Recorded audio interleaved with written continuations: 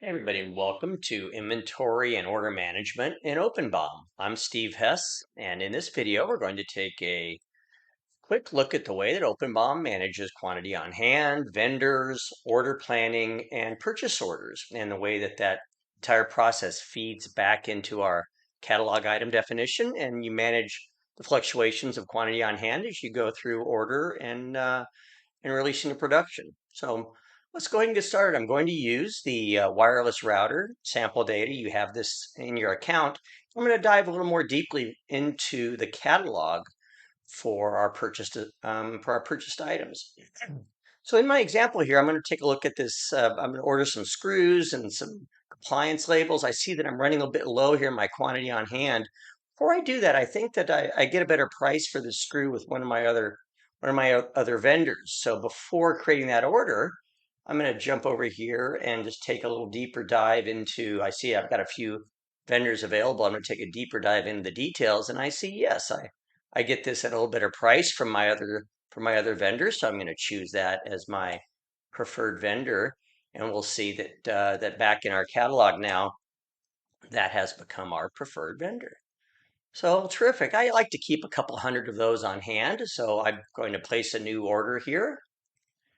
And I'm going to create two of those and put a little comment in here. You can do that as you like. And, I also, I'll see, let's take a look at that order, and we'll see that we should have a couple hundred screws on it. Yes, we do.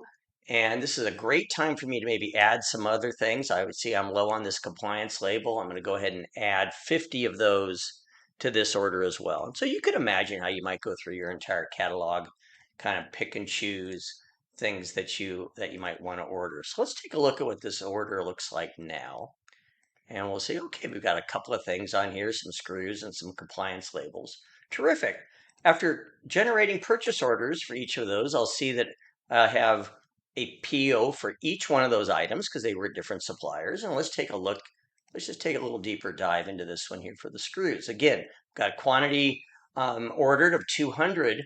And when I place that order with my supplier and they send it to me, I use the Recieve PO command to receive those into OpenBOM's inventory, and we'll see now that we've got 200 of these screws on hand. Of course, you can do the same thing with all the other items that you've ordered. So that's the way that you generate demand manually and just kind of place orders and receive them into inventory.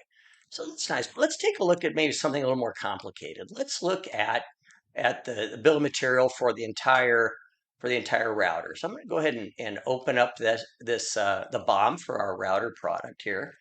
And just a moment ago, already created an order for 25 of those. And we'll see what this looks like here.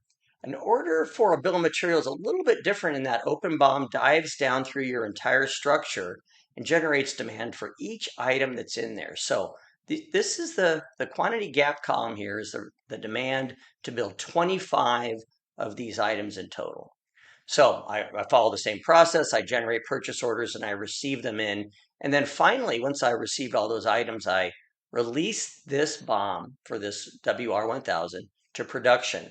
OpenBOM consumes all the bits and pieces that go into that bill of material and puts 25 of the top level item into stock, which is exactly what we want to do. So finally, I'll return back here to my inventory, and I see that I now have 25 wireless routers in stock, and all the parts that were needed to build 25 of them were reduced. So I hope you found that interesting. Love to hear from you at support@openbom.com. Thank you.